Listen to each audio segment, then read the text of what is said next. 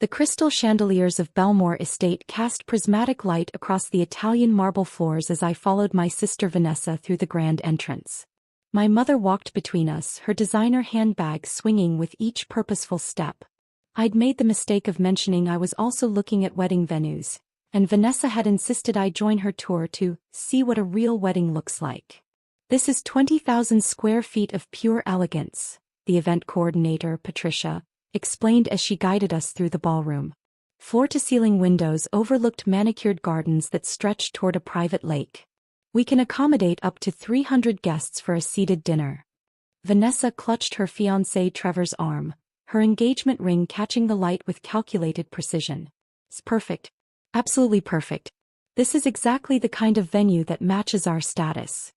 I ran my fingers along the silk wallpaper, remembering the hours I'd spent in these rooms over the past 3 years. The scent of imported roses from the arrangements I'd personally approved last week filled the air.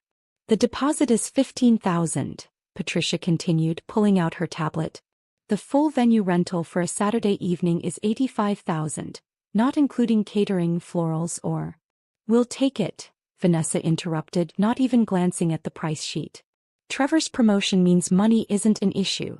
We want the first Saturday in June. Mom beamed with pride. My successful daughter marrying a corporate attorney. This is exactly the wedding you deserve, darling. I smiled softly, studying the chandelier I'd had restored 6 months ago. The original had been damaged in a storm, and I'd spent 2 weeks finding the perfect replacement crystals in Prague. Elena, why are you even here? Vanessa's voice cut through my thoughts. You can't possibly be considering this venue for your little wedding. I'm just looking, I said quietly. David and I want to explore all our options. Vanessa laughed, the sound echoing off the vaulted ceiling. Options? Sweetheart, this venue costs more than your annual salary. What do you make as a bookkeeper? 40,000? 50. Vanessa, I said gently. No, seriously. She turned to Patricia with an exaggerated sympathetic expression. My little sister works in accounting for some small firm downtown. She's marrying a public school teacher. I mean, it's sweet, but this, she gestured around the ballroom, this is for people who've actually built something. Mom nodded in agreement. Elena, honey, you need to be realistic about your budget. There are plenty of nice community centers that rent for a few $100s. Some of them even have working air conditioning. Patricia shifted uncomfortably, glancing at me with an expression I couldn't quite read. Perhaps we should continue the tour? We moved through the estate, and with each room Vanessa's commentary became more pointed. In the bridal suite, she ran her hand over the velvet settee. Can you imagine getting ready in here, Elena? Oh wait, you probably can't. Your entire apartment would fit in this room. The gardens were next, where a white gazebo stood beside the lake. This is where I'll have my ceremony, Vanessa declared. 300 guests watching as I marry the man of my dreams in the most exclusive venue in the state. It's certainly beautiful, I offered. Beautiful. Mom scoffed. It's magnificent. And completely out of your league, Elena. I don't know why you insisted on coming. This is Vanessa's day. I invited her, Mom, Vanessa said with false sweetness. I wanted Elena to see what success looks like. Maybe it'll motivate her to be more ambitious. Trevor, who'd been largely silent, finally spoke. The venue is impressive. When Patricia mentioned the owner rarely makes public appearances, I have to wonder if the quality matches the reputation. Patricia's professional smile never wavered. I assure you, Mr. Pearson, Ms. Williams maintains the highest standards personally. Every detail of this estate reflects her vision and dedication. I caught the slight emphasis on my surname but said nothing. We returned to the main office, a sun-drenched room with restored antique furniture and fresh peonies on the desk. Patricia pulled out the contract paperwork, her movements precise and practiced. Now for the first Saturday in June, we do have a waiting list, Patricia began. However, since you're prepared to place the deposit today. Waiting list. Vanessa's voice sharpened. I don't do waiting lists. Trevor, tell her. Trevor pulled out his checkbook with a flourish. We're prepared to offer an additional $5,000 to secure the date immediately. Patricia glanced at me again, a question in her eyes that my mother and sister didn't notice. I gave the slightest shake of my head. That won't be necessary, Patricia said smoothly. I believe we can accommodate your preferred date. Let me just verify the calendar. While Patricia stepped away, Vanessa turned to me with a triumphant smile. See? This is what happens when you have real money and connections. You get what you want. I'm happy for you, I said sincerely. Are you though? Vanessa leaned closer. You've always been jealous of me, Elena. The pretty sister, the successful sister. Now I'm getting married in the most exclusive venue in the state while you'll be lucky to book a holiday in conference room. Mom patted Vanessa's hand. Now darling, be kind. Elena's doing the best she can with her limited resources. Not everyone can be exceptional. Something vibrated in my purse. I pulled out my phone to see a text from Patricia's personal cell. Do you want me to decline the booking? I quickly typed back. No. Process it normally. Say nothing. Patricia returned with a warm smile. Good news. The first Saturday in June is available. Let's go over the contract details. For the next 30 minutes, Vanessa negotiated every aspect of the venue rental with the confidence of someone who'd never been told no. She demanded premium linens, exclusive use of the grounds, access to the wine cellar, and a personal assistant for the week of the wedding. Our standard package includes, Patricia began. I don't want standard, Vanessa interrupted. I want the owner's package. Whatever Ms. Williams reserves for her most important clients. I almost laughed but turned it into a cough. I'll need to check on that, Patricia said diplomatically. Check with whom? The mysterious owner. Vanessa rolled her eyes. Honestly, it's a bit pretentious to never show your face to clients. What kind of businesswoman hides behind her staff? I studied my cuticles, counting silently in my head. Ms. Williams is very hands-on, Patricia said, her voice cooling slightly. She personally approves every event and often attends them incognito to ensure quality. Incognito, Mom repeated with a snort. How dramatic. In my day, business owners had the backbone to show their faces. Perhaps she's not that impressive, Vanessa suggested. Probably inherited the place and lets the real professionals run it. I bet she's some frumpy middle-aged woman who wouldn't know elegance if it hit her. I felt my phone buzz again. Another text from Patricia. I'm 5 seconds from telling her everything.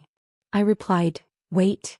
Trevor signed the contract with unnecessary flourish while Vanessa continued her monologue about their wedding vision. I want everything to scream sophistication. No tacky decorations, no budget flowers. Everything imported, everything exclusive. We'll do our best to meet your expectations, Patricia said, her professionalism admirable. Not your best, Vanessa corrected. Your absolute finest. Trevor is paying premium prices and I expect premium service. If your owner has a problem with that, she can tell me herself. Assuming she's capable of communication, Mom added with a laugh. I stood quietly, preparing to leave. I should get going. David's expecting me for dinner. Oh right, David, Vanessa said dismissively. The teacher. What does he make? 40,000 a year. And you're what, 50? That's 90,000 combined. Cute. Trevor makes 300,000 and I pull in 150 with bonuses. We're practically a different species financially. Different species, I repeated softly. That's one way to put it. Don't take it personally, sweetie, Mom said, touching my arm with false sympathy. You chose a simpler life. There's no shame in being ordinary. Vanessa leaned back in her chair, surveying the office like a queen on her throne. You know what, Elena? Since I'm feeling generous, I'll give you some advice. Don't try to compete with this. Find a nice little barn venue or a restaurant backroom. Have a small wedding with 50 guests, serve chicken instead of filet mignon, and accept your limitations. You'll be much happier when you stop trying to reach above your station. Above my station, I echoed. Exactly. Vanessa nodded enthusiastically. Know your place in life. I'm the successful daughter who made something of herself. You're the mediocre one who did the bare minimum. That's just how it is. Mom squeezed Vanessa's shoulder proudly. My brilliant girl. You've always been so clear-eyed about reality.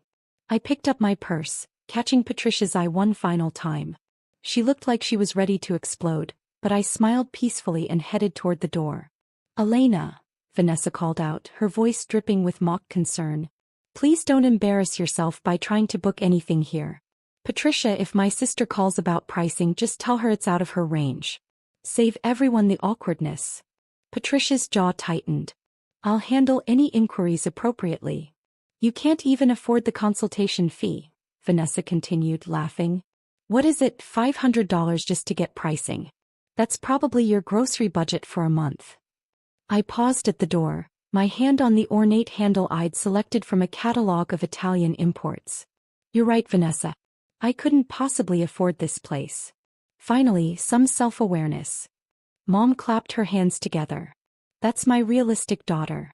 Now go find something suitable for your actual life. I stepped into the hallway, pulling out my phone as I walked toward the parking lot.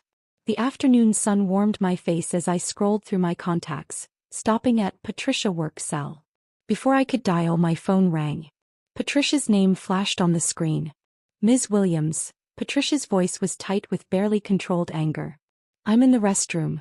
I had to leave before I said something unprofessional. Are you absolutely certain you want to proceed with this booking? Process everything normally, I confirmed, leaning against my car. Standard contract, standard terms. But your own sister Patricia's voice cracked. I've worked for you for 3 years and I've never wanted to violate client confidentiality more than right now. I know. She called you mediocre. Your mother said you were ordinary. And they're booking your venue while insulting you to your face. I noticed. Patricia took a deep breath. What do you want me to do? I watched a pair of doves land near the fountain I'd commissioned from a sculptor in Florence. Give them everything they asked for. Premium package, personal assistant, exclusive ground access. Make it perfect. You're going to let them have their wedding at your estate after they treated you like that? I'm going to let them book it, I corrected. What happens after that depends entirely on them. Silence on the other end. Then Patricia's voice came back with a note of understanding. You're planning something. I'm not planning anything. I'm simply going to continue being myself. I unlocked my car. Process the booking, Patricia. And thank you for your professionalism today. I know it wasn't easy. It was the hardest thing I've ever done, she admitted. But Ms. Williams, Elena, they're going to find out eventually. Yes, I agreed. They are. I ended the call and drove home to the brownstone I'd purchased 5 years ago, before Belmore Estate, before any of my family knew the extent of my business ventures. David was in the kitchen making his famous lasagna, and the smell of garlic and basil filled our home. How was the venue tour? He asked, kissing my cheek. Illuminating, I said, wrapping my arms around his waist. Vanessa booked Belmore for June. David turned, his eyes widening. Your Belmore? She booked your venue. She doesn't know it's mine. Elena. He studied my face carefully. What are you thinking? I'm thinking, I said slowly, that I'll give her exactly what she asked for. The finest venue, the premium package, the owner's personal attention. And then we'll see what happens when someone realizes they've been standing on the neck of the person who controls everything they want. David knew me well enough not to push further. We ate dinner, discussed his students, talked about our own wedding plans. Simple and intimate, just 40 people at the estate's private garden cottage that I'd never shown my family. 2 weeks later, Vanessa called me at work. I was in my actual office, a converted warehouse downtown that housed my investment firm's headquarters, but I answered from my desk in the small accounting firm where I kept a part-time presence. Elena, I need to talk to you about something important, Vanessa began, her voice unusually serious. What's wrong? Nothing's wrong. Everything's perfect, actually. I've been thinking about what I said at Belmore and I was too harsh. I set down my pen. Okay. I want you to be my maid of honor. The request hung in the air between us. Vanessa, you have 3 best friends who've been planning this role since high school. I know, but you're my sister. And I've been reflecting on our relationship. I think I've been competitive with you for no reason. That's a significant realization. I want to make amends. Say yes to being my maid of honor and I'll help you plan your wedding. I have connections now, Elena. I can get you discounts at vendors, help you find an affordable venue. It's the least I can do. I leaned back in my chair, studying the financial reports spread across my desk. Reports from the 12 businesses I owned, including Belmore Estate. That's very generous. So you'll do it? Can I think about it? Vanessa's voice tightened. Why would you need to think about it? I'm offering you a role of honor in my wedding and help with yours. Most people would be grateful. I am grateful. I just need to check with David about the time commitment. Fine. But Elena? Don't take too long. I need to know by next week so I can order the dresses. And there'll need to be alterations ready because, well, you're not exactly model tall like my friends. After hanging up, I called Patricia. Has my sister made any additional requests? Oh yes, Patricia said wearily. She's called 17 times. She wants to change the flowers, upgrade the linens again, add a champagne wall, import oysters from France and have live swans on the lake. Give her whatever she wants. The swans will cost $8,000 just for rental and handlers. I'm aware. Approve it. She also asked about meeting the owner. She wants to pitch some kind of partnership where she becomes the venue's official wedding planner for her social circle. I laughed despite myself. What did you tell her? That Ms. Williams would consider the proposal and respond in due time. Perfect. String her along. Over the next month, Vanessa called me weekly with wedding updates and increasingly patronizing advice about my own planning. I found this little community center that's only $800, she'd say. It's a bit dated, but you could make it work with the right decorations. Or, David's salary is so modest. Have you thought about asking guests to contribute to a honeymoon fund instead of giving gifts? It's less tacky than you'd think. My favorite was, I'm learning so much about event planning through my Belmore experience. Maybe I could turn this into a side business. The owner still hasn't responded to my proposal, but I'm sure she will once she sees the caliber of clients I could bring. I attended every dress fitting, every cake tasting, every venue walkthrough. I watched Vanessa treat vendors with casual dismissiveness, saw her make Patricia's staff run in circles for every minor whim, observed her throw small tantrums when things weren't immediately perfect. Mom joined us for most events, and her commentary became a background hum of casual cruelty. Elena, you're not seriously wearing that to the tasting, are you? And maybe don't sample too much cake, honey, you've put on weight. And it's so nice that David doesn't mind that you're the less attractive sister. 3 months before the wedding, Vanessa called with breathless excitement. Elena, the most amazing thing happened. Patricia called to say Ms. Williams, the actual owner, wants to meet with me. Really? I put my meeting notes aside. Yes. Apparently she's impressed with how I've handled the planning and wants to discuss my proposal personally. This could be huge for me. Can you imagine? Wedding planner to the elite, operating out of the most prestigious venue in the state. When's the meeting? Next Tuesday at 2. Will you come with me? I want you to see your big sister closing a major business deal. It might inspire you to think bigger. I checked my calendar, which showed a board meeting for one of my tech investments. I'll make it work. Tuesday arrived with perfect spring weather. I dressed in my usual understated style. Tailored pants, simple blouse, minimal jewelry. Vanessa wore a designer suit and enough perfume to announce her presence from the parking lot. Patricia met us in the lobby, her expression carefully neutral. Ms. Williams is ready for you in the executive office. The executive office, Vanessa whispered to me as we walked. See? She knows quality when she sees it. We climbed the curved staircase to the second floor, an area of the estate I'd converted to administrative offices. My personal office occupied the corner with views of both the gardens and the lake. Patricia opened the door and gestured us inside. Please have a seat. The office was exactly as I'd left it that morning. My diplomas on the wall from Columbia Business School, photos from the properties I'd renovated, awards from the city's business association. My desk held neat stacks of documents, a laptop and the fountain pen my father had given me before he died. Vanessa settled into one of the leather chairs facing the desk. This is nice. A bit masculine for a woman's office, but nice.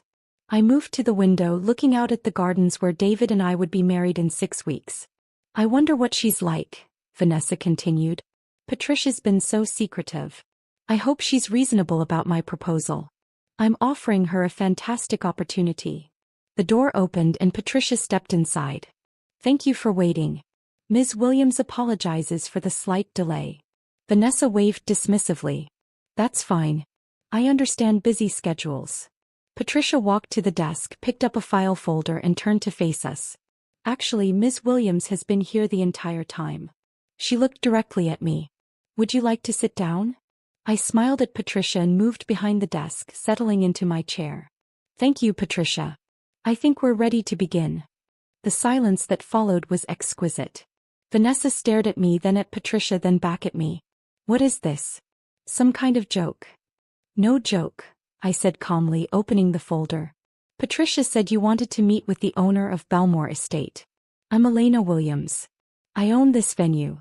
That's not funny, Elena. Vanessa looked at Patricia for confirmation that this was a prank. Patricia remained impassive. Ms. Williams purchased this property 4 years ago. She personally oversees all operations, manages 12 other businesses, and has a net worth of approximately $40 million. Her primary income comes from commercial real estate investment and development. Mom, who'd been sitting silently in shock, finally spoke. That's impossible. Elena is a bookkeeper. I work part-time as a bookkeeper at a small firm because I enjoy the simplicity of it, I explained. It's meditative.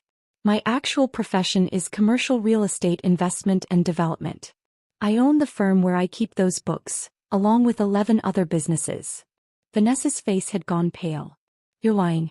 This is some elaborate prank because I hurt your feelings. I pulled out my phone and opened my banking app, turning the screen to face her. The balance showed 8 figures. This is just one of my business accounts. No. Vanessa stood abruptly. No, this is insane. You drive a Honda Civic. You live in a tiny apartment. I live in a 4,000 square foot brownstone worth $2 million. I drive a Civic because it's reliable and I don't need to impress anyone. And you've never actually visited my home, so you wouldn't know. Patricia pulled out her tablet. Would you like me to go over the estate's financials? Or perhaps show the ownership documents filed with the county? Mom's hands trembled as she gripped her purse. Why would you hide this from us? I didn't hide it. You never asked. You assumed I was struggling because I didn't flaunt my success, and that assumption revealed everything I needed to know about how you value people. Vanessa sank back into her chair. The entire time. You owned this venue the entire time and you let us say exactly what you thought, I finished. Yes. But why? Tears formed in Vanessa's eyes. Why would you humiliate me like this? I haven't humiliated you, Vanessa. I processed your booking, gave you everything you asked for, and provided excellent service through Patricia's team. The only humiliation you're feeling is from the realization that you built your entire self-worth on a false premise. Mom found her voice. This is cruel, Elena. Letting us believe you were poor, letting us feel sorry for you. You never felt sorry for me, I interrupted, my voice still calm. You felt superior to me. There's a difference. And I never said I was poor. I said I worked as a bookkeeper and was marrying a teacher. Both true statements. You added your own interpretations. Patricia cleared her throat. Should I explain the current status of the booking? Please, I said. Ms. Vanessa Williams has a confirmed reservation for the first Saturday in June, with a contract for the premium owner's package. The deposit is non-refundable and the balance is due 30 days before the event. As of today, the full balance of $147,000 is outstanding. Vanessa's eyes widened. $147,000? You requested numerous upgrades, Patricia continued, reading from her tablet. French imported oysters, live swans, premium imported linens, exclusive ground access, the owner's wine cellar, a personal assistant for the week of the event, upgraded lighting packages, and a custom floral installation requiring flowers from 4 different countries. It's all itemized in your contract. I can't afford that, Vanessa whispered. Trevor and I combined have saved $80,000 for the wedding. That's everything we have. I pulled out the contract sheet signed. You represented that cost was no issue. That you wanted everything that screamed sophistication. Mom leaned forward. Elena, you can give her a discount. She's your sister. Can I? I looked at Patricia. What's our policy on discounts? Belmore Estate does not offer family discounts, Patricia said without missing a beat. In fact, given the additional demands Ms. Williams has made on staff time, 17 phone calls, 11 revised vendor orders, 3 complete redesigns of the floral plan, we typically charge an administrative fee for high-maintenance clients. How much is that fee? I asked. 20% of the total contract value. In this case, approximately $29,000. Vanessa stood again, her chair scraping against the hardwood floor. You can't do this. I can't. I tilted my head. Why not? Because we're family? You spent 3 months telling me I was mediocre, ordinary, and that I needed to know my place. You suggested I was jealous of your success. You offered to help me find affordable venues because you felt sorry for my limited resources. Now you're asking me for special treatment based on a relationship you've spent years diminishing. I didn't mean any of that, Vanessa said desperately. I was just being competitive. Sisters do that. No, Vanessa. Sisters support each other. What you did was establish a hierarchy where you believed yourself superior and me beneath you. The only thing that's changed is which one of us actually holds the power. Mom's voice shook. So this is revenge. You're going to bankrupt your sister over hurt feelings. I'm not bankrupting anyone. Vanessa signed a contract for services she requested. She can honor that contract, or she can cancel per the terms she agreed to, which means forfeiting the $15,000 deposit and owing a cancellation fee of 30% of the total contract value. Patricia did the mental math. That would be approximately $59,000 total. Vanessa collapsed back into the chair, her carefully constructed composure crumbling. I don't have that kind of money. Even if Trevor and I use our entire wedding savings, we'd still be short. Then I suppose you need to make a choice, I said simply. Honor your contract and have your dream wedding at a venue you can't actually afford, or cancel and lose a substantial portion of your savings. Either way, the decision is yours. What do you want from me? Vanessa's mascara was running now. An apology? I'm sorry, okay? I'm sorry I said those things. I don't want anything from you. I closed the folder. I wanted you to understand what it feels like to be on the other side of dismissive superiority. To realize that the person you considered beneath you actually controlled everything you wanted. That's not revenge, Vanessa. That's education. Mom stood, trying to muster her authoritative parenting voice. Elena Williams, I am your mother, and I am telling you to void this contract immediately. You're my mother, I agreed. A mother who has spent years making it clear that you value Vanessa more than me because she fit your definition of success. Do you remember my college graduation from Columbia? Mom's face flickered with uncertainty. You didn't come, I continued. Vanessa had a work event, a happy hour with her marketing team, and you said that was more important than my graduation. When I bought my first property at 26, I invited you to the ribbon cutting. You said you had a hair appointment. I didn't realize that it mattered, or that I was successful. Because those are two very different things, Mom. Patricia's phone buzzed. He glanced at it, then at me. The Hendersons are here for their 3 o'clock consultation. Thank you, Patricia. We're just finishing up. I stood, smoothing my blouse. Vanessa, you have until the end of business today to make a decision about your contract. Either commit to the full payment plan or file for cancellation. Patricia will handle either choice professionally. Vanessa wiped her eyes, smearing her mascara further. And what about you? Are you going to tell everyone? Make sure all my friends know that my little sister is actually some real estate mogul who humiliated me? I'm not going to tell anyone anything. Your choices are your own business. But Vanessa. I waited until she looked at me. The next time you assume someone is beneath you because they don't flaunt their success, remember this moment. Mom gathered her purse with shaking hands. I can't believe you'd treat your family this way. The way you treated me? I asked quietly. With dismissiveness and condescension? Or the way you thought I deserved to be treated? With patience and professional courtesy? Neither of them had an answer. Patricia escorted them out and I heard Vanessa crying as they descended the stairs. I returned to the window, watching them exit through the main entrance. They stood by Vanessa's car for several minutes, arguing based on their gestures, before driving away separately. My phone rang 20 minutes later. David's name appeared on the screen. Your sister called me, he said without preamble. She's hysterical. She wants me to convince you to give her a discount. What did you tell her? I told her that you were the most generous person I knew, but that generosity should never be mistaken for weakness. He paused. She also called me a struggling teacher, who married above his station. Even while asking for help, she couldn't resist being condescending. I smiled despite myself. Did you tell her about your family trust? No. Let her think what she wants. I get why you work as a bookkeeper now. There's something peaceful about being underestimated. There is, I agreed. At 4:30, Patricia called. She canceled. Paid the cancellation fee with a bank loan from what I can tell. Trevor looked devastated. And the partnership proposal? Withdrawn. She asked me to forward a written apology to you. Did you read it? I may have glanced at it, Patricia admitted. It was very sorry you were offended rather than sorry I was cruel. That sounds about right. Patricia hesitated. For what it's worth, I've never been prouder to work for someone. Watching you maintain your composure while they said those things. Thank you, Patricia. That means a lot. So what now? I looked out at the gardens where my own intimate wedding would take place. Now we get back to work. The Hendersons need an event coordinator, and I have a board meeting at 6. Just another day at Belmore Estate, Patricia said with a smile in her voice. Just another day. 3 weeks later, I received a card in the mail. Vanessa's handwriting, but steadier than usual. Elena, I've spent weeks trying to write this and nothing sounds right. I can't apologize enough for how I treated you. Not just at the venue but for years.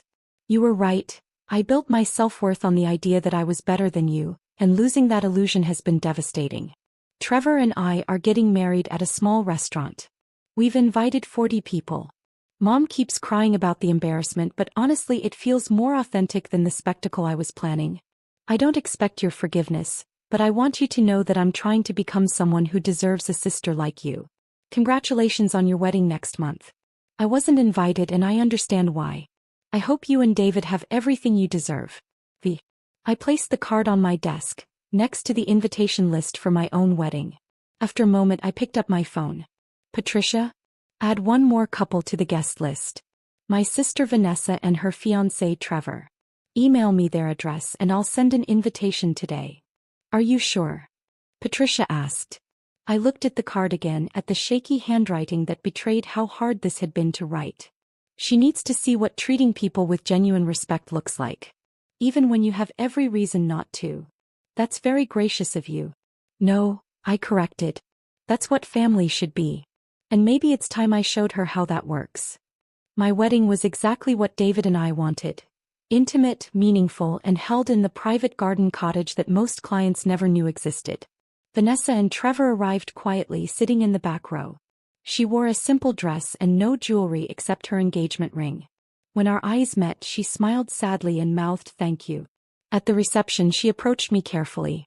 Your venue is even more beautiful than I realized. The personal touches, the garden you designed, the cottage you restored, it's not just elegant. It's authentic. That's what happens when you build something for meaning rather than status, I said gently. She nodded, tears forming. I'm learning that. Slowly. Mom joined us, her expression uncertain. Elena, I owe you an apology too. I let ambition and social standing color how I saw you. I'm ashamed it took this to make me realize that you were successful all along, just not in the ways I was taught to recognize. I hugged them both, feeling the years of tension begin to ease. We're all learning, I said. That's what matters. As the sun set over the lake I'd restored, as David held me close on the deck I'd designed, as 40 of our closest friends and family celebrated around us, I realized that this quiet triumph of authentic connection, was worth more than any dramatic revelation. Vanessa pulled me aside before leaving. I still don't understand why you invited me. After everything. I smiled, squeezing her hand. Because you wrote that card. Because you're trying. And because the point was never to destroy you, Vanessa. It was to help you understand that treating people with dignity isn't dependent on their bank balance or their job title. I'm really trying, she whispered. To be better. I know. And that's why you're here. She left with Trevor, waving from their car, and I returned to my wedding. My real life, built not on assumptions or status or superiority, but on the quiet confidence of knowing exactly who I was and never needing to prove it. The venue I'd built. The man I'd chosen. The family I was teaching slowly to see people for who they truly were rather than what they appeared to be. Sometimes the greatest power isn't in the dramatic reveal. It's in the choice to extend grace after you've already proven your point. And that, I'd learned, was the only kind of success that actually mattered.